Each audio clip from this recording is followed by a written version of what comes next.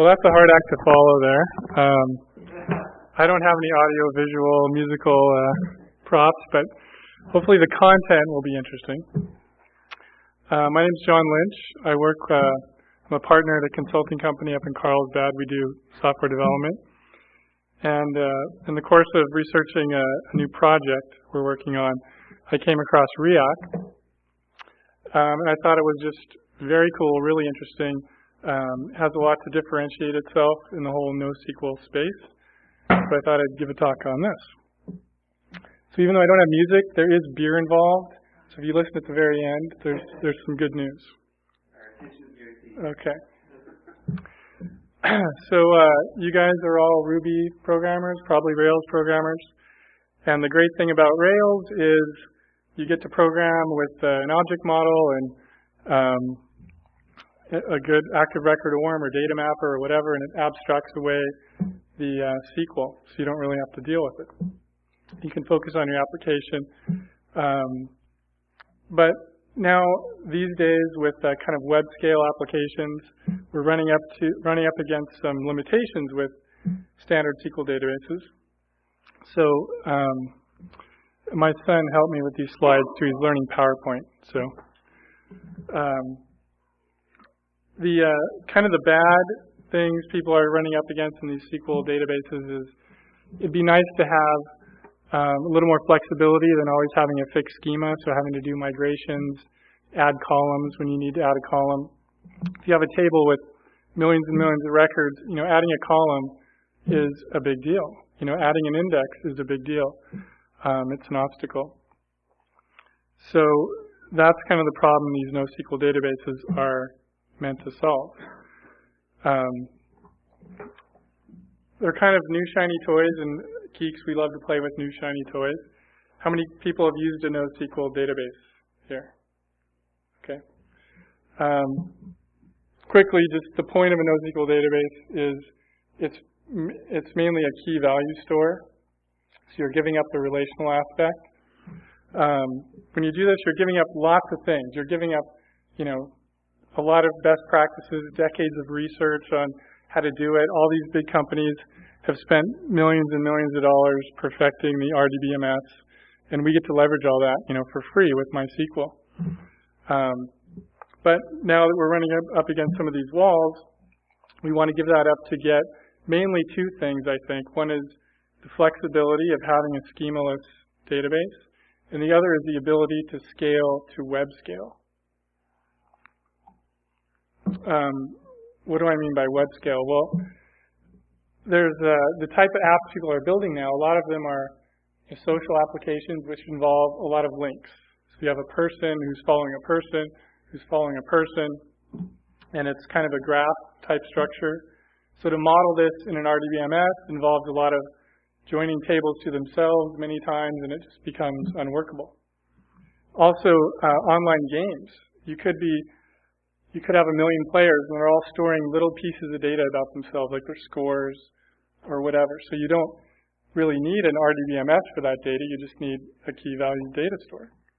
Also tracking. So all the information that Google is collecting about us every day and the marketers are collecting about us, we need to put it somewhere. In the freemium business model, this is another thing. Instead of just building an app to take care of 10,000 paying customers, you have to give away your app to 1 million people to get those 10,000 paying customers. So you need to build your infrastructure to support 1 million people just to get 10,000 paying customers. That can be a problem as well. So just briefly to touch on the NoSQL landscape, there's kind of 3 buckets these things fit in. The first is just pure key value stores. So if you've ever used Memcache, that's a key value data store. There's others that have now built on Memcache to try and persist this data. So we have Redis, Tokyo Cabinet, Voldemort, etc. On the other end of the spectrum, we have big table type data stores based on Google's paper, HBase and Hypertable. Those give you, they're much more complicated and they give you better querying abilities. Kind of right in the middle is these document data stores or key value plus data stores. The biggest would be CouchDB and Mongo, which you're probably familiar with. And Reocc is one of those. So there are key value data stores plus something, and each one of them kind of goes at it from a different perspective. And the thing about these is you really need to, if you're going to use one, you got to choose wisely, because it's not like using Active Record where you can go from SQLite in the morning, MySQL in the afternoon, and Oracle at night. You don't have to change any code. I mean, all of these are very different. They're just architected different. So it's not just about plugging in a different driver. I mean, they think about data in very different ways. So it's not easy to change your mind once you picked one. So let's take MongoDB, for example. So we were looking at this one. It was very popular in the Ruby community because there's a great object model wrapper that's plugged in with Rails. So you can just use it with your Rails app. And it combines, a key value data store with also the ability to index, which some of them don't have. So you don't just have to know the key to get the value. You could also index based on some properties and search by those as well. But, there's always a but. Then we looked into, okay, how does MongoDB scale? How are we going to, because that was my biggest concern is, how am I going to, scale this thing? And scaling is kind of a controversial topic. Given enough money and resources, anything can scale, right? MySQL can scale. You put it all on RAM, it scales. There's no problem there as long as you can afford it. But if you're a startup, you're on a small budget, you want to be able to incrementally scale, then you can't just go spend $1 million on a big server. So I want to be able to architect this project so that we could incrementally add capacity without putting down big CapEx expenditures. But anyway, this picture is what I would have to deal with scaling Mongo, and it kind of scared me. There's, shard servers and connection pools and replica sets and replica pairs, and to me it just looked like a lot of buttons and switches that I didn't want to have to learn about. And just kind of on that point is, if you don't care about scaling and you just want to explore NoSQL schemaless development, let's say, then you should really consider just using MySQL as a schemaless data store. It's great for that. It works awesome. I believe FriendFeed does it. There's a great Ruby gem called Friendly that will convert MySQL into a key value data store. And it works great. We tried it. And you get to leverage all your MySQL skills. So you're not building something on top of brand new beta type software. It's rock solid. But the whole scaling thing is still an issue, because now what do you do when you need to scale? You're sharding and you're doing all this stuff. So that's when we came across Riak. So Riak is developed by basho.com. It is actually used in production on some very large websites. They replaced CouchDB at a big client recently. It's written in Erlang. It's distributed and fault tolerant, and when they say that, they actually mean it. And I'll show you that in a second. It has the concept of buckets, which are like basically database tables. And inside those buckets, there's keys which have values. And the values can be anything.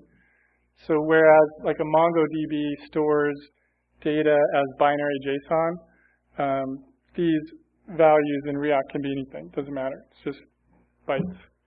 And they also have a really good Ruby on Rails client, a Ruby client, and then also an additional client on top of that, which plugs in as an active record replacement for Rails. It's called Ripple, and you can find it on GitHub. So one of the cool things about Reocc is, just like CouchDB, it just speaks HTTP. So there's a URL, /Reocc is kind of the endpoint. Then you name your bucket, name your key, and what you get back is just pure HTTP. It even has last modified and e-tags as a content type, and something called a vector clock, which I'll talk about in a minute. But the cool thing about the HTTP is it leverages everything we have that talks HTTP. So you can put caching servers in front of it. You can use, I'm sure every language under the sun has an HTTP client. So it's very interoperable. HTTP is a pretty chatty, verbose protocol, so there is that downside to it. But this is what really kind of drew me to Reocc is if I want to scale Reocc, first I build a box, I put Reocc on it, and then my traffic goes up and I need to add some more capacity, so I just clone it. Now I double, clone it again, now I triple, clone it again. You just keep adding boxes, and the boxes are exactly the same. And they all just talk HTTP. So like I said, you can put load balancers in front of that. You can put, varnish cache in front of it, and Nginx reverse proxy. Whatever you can do with HTTP, you can do with your database now, which is pretty cool. So let's say you had a bunch of Rails machines and they were talking to your Reocc cluster. But because of this architecture, it opens up some more interesting ways to build, like this, which you may just have a single box which has a Reocc node on it, a Rails application on it. It's all on the same box. And then you would just duplicate that box. And as you add more boxes, you're scaling out your web tier and you're scaling out your database tier at the same time. And then you would just have clients speak to it like normal. So the key differentiator, I think, for Reocc is this kind of distributed nature. It's based on the Amazon Dynamo paper. It uses a consistent hashing algorithm to distribute the keys. So what that means is there's no master server that has to coordinate where the keys are. Everybody knows where every key is based on this algorithm. So any one of these nodes can go away. Doesn't matter. You can ask any node for any value. It'll get it for you. If you add nodes, it will automatically repartition the data. And this is really important. If you take away a node, it will automatically rebalance as well. So you can not only scale up, you can scale down. And another key feature it has is Tunable Cap Properties. So cap is, Eric Brewer wrote this paper describing cap. So there's these three parameters you can have in a distributed system: consistency, availability, and partition tolerance. And normally people say you can have any two of those. But the way Reocc has architected their system, you can tune what's important to you down to the query level, and I'll go into that in a second. So the three variables they talk about is N, R, and W. So N is the number of copies of your data. So you may have, so this is fault tolerant. So you don't just have one copy of your data in a cluster, you have multiple. R means the number of nodes necessary to read some data, and W means the number of nodes necessary to write some data. So I'm going to show you an example, and hopefully this will make sense. Let's say we had a cluster of 4 nodes, and we had some low-value data that it's not that important, maybe logging data. You could set N equal to 2. So now, in this cluster, you have 2 copies of your data at all times. So 2 of the 4 machines would have a copy of a specific key. And I can set, say, R to 1 and W to 1, which means when I'm writing a value, only one machine has to answer me, and it'll get written. If I'm reading a value, only one machine has to answer me, and it'll get read. If you had more high-value content, like, say, a web post or something, you may have N equal 4. So that means you have 4 copies of your data. Every node has a copy of your key. So when you're reading the keys, you may say, I only care if one of those machines responds to me. But when you're writing the data, you say, I want all 4 machines to respond. So a write will not succeed unless all 4 accept it. And then you could have financial data, which even can go a step further, and you can say durable write is 4. So not only did the node accept the data, but it wrote it to disk. And these are all little knobs you can tweak. You can just leave them at the default, or you can tweak them on a per bucket or a per query basis.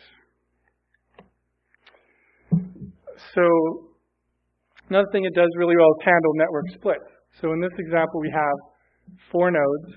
They're all talking to each other. They use a gossip protocol to communicate between themselves. And there's a document stored in there. Now we have a network split. So 2 nodes are on one side, 2 nodes are on the other side. They each have a copy of the document. So they can each serve queries for that document, no problem. Now let's say the document gets changed on one side of the split, but not on the other. So now when the network heals itself, it has to decide, it's got 2 copies of the document now, it needs to decide which one is the right one. The way it does this is by using vector clocks. So it's not a time clock, but a vector clock is basically saying who the ancestor of a certain document is, so it can track the children of that document. So in this example, document V1 came from V0, and it knows that based on the vector clock. So it knows that V1 is ahead of V0, it can merge it, and V1 will be the winner. Let's say I have another example where each side of the link, that document gets changed. And now the nodes heal each other. Neither one is a descendant of either, so there's a conflict. And it'll either, the way you resolve this, you can either you can give it some rules so it'll handle it itself, or you can present it to the client and have the client choose. It's all up to you.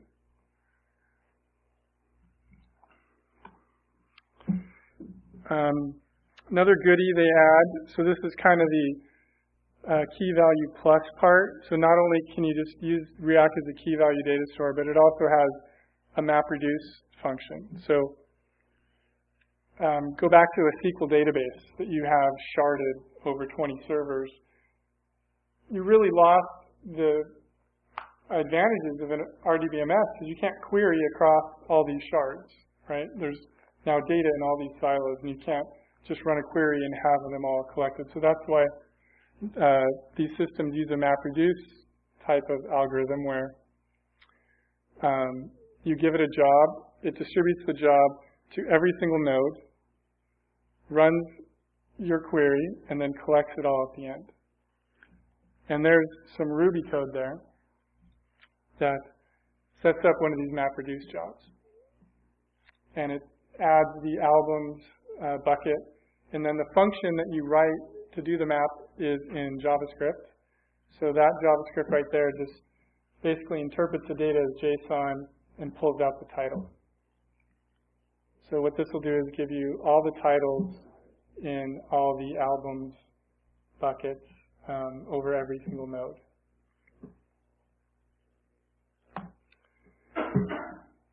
And kind of the final thing, the unique thing that Reocc brings to the table is every document can be linked to another document. So whereas in maybe some other NoSQL databases, you would kind of simulate links by having a JSON object that would have an ID, like a user JSON object would have a document or an address ID, which would link to an address key somewhere else. But this kind of takes that link metadata out of the document. It doesn't live in the document. You can have, your documents can be images or binaries or text or HTML, it doesn't matter. But it keeps this metadata of what links to what, which is very powerful. And by using this special URL syntax at the bottom, you can walk those links just based on a URL. So for example, we're looking at the artist bucket, the Beatles key. So from the Beatles, I want to find all the names of their tracks, let's say. So to get to tracks, I have to go through albums. So this special format, it's a word, comma, word, comma, word. That tells Reocc that this is a kind of a link walking spec. So you specify the bucket you want to link. You link. Every link can have a tag, and whether you want to keep it or not, and it'll walk those links for you. So this query would just return to me all the tracks from the Beatles. And you don't have to write any fancy JavaScript MapReduce function. It just takes care of it all for you.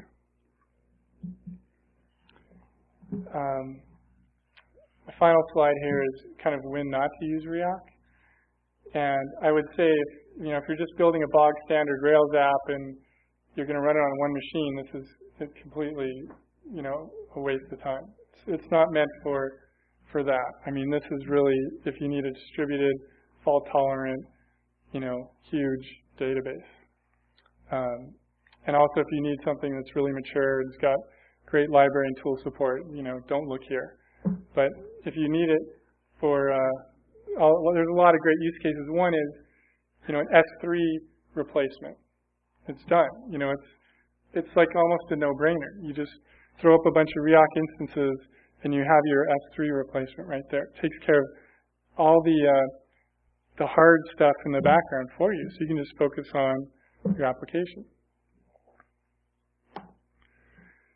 That's my talk, and I promise you a surprise at the end, which is Basho contacted me out of the blue and said, hey, we're starting a community outreach project. We want to outreach to San Diego Ruby people, so we want to buy you a beer tonight. And so after this, we're going to rock bottom, and the first round's on Basho.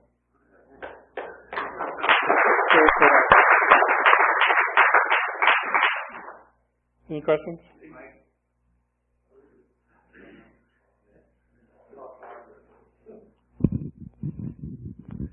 Are you guys using this for anything right now? We're not actually using it in production yet, but we are seriously looking at it for some projects, yeah. Can you give some sense of what kind of project this would be applicable to in terms of what you're working on? Well, one, like I said, is an S3 replacement. So S3 is expensive.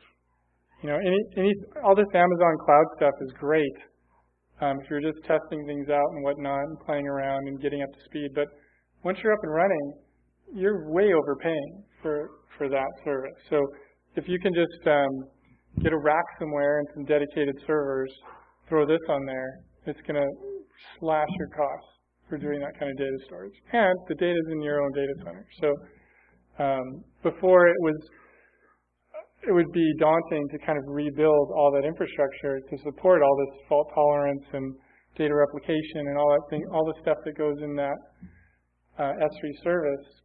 You kind of get it for free with Reocc, so that is very interesting to a bunch of clients.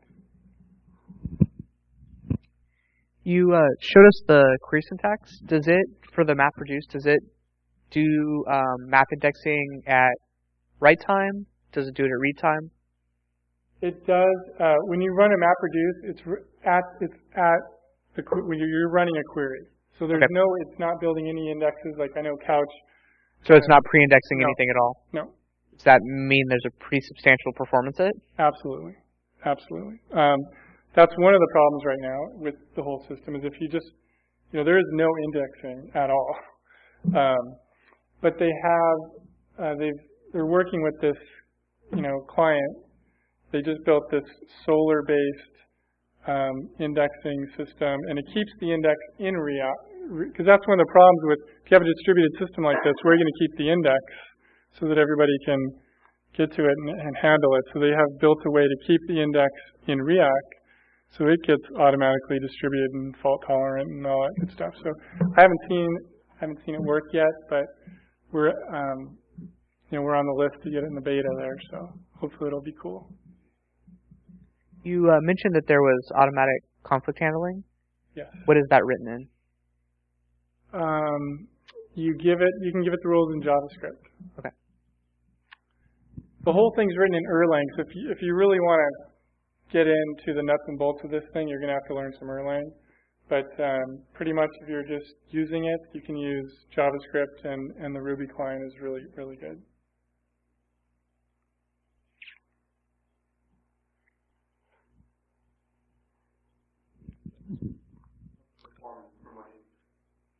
It's really good. It's excellent. Because it uses Mongodb for its HTTP interface. It's all written in Erlang, and it seems to perform really well under load and under stress. And We've run it with Nginx in front, using it as a proxy to kind of only allow gets for this S3 project, and it runs great. I was going to ask, what does basho.com do? They make this product. So this is it's an open source product. It's all available, it's on BitLocker, isn't it? Or Bitbucket. It's the Mercurial GitHub, basically. But they're going to sell, services and products on top of this. So one of the products that they will sell is if you wanted two data centers to then replicate to each other, that's kind of a different story than having everything replicate in the same data center, because there's latency issues with going between data centers. So they're going to sell products like that to the enterprise.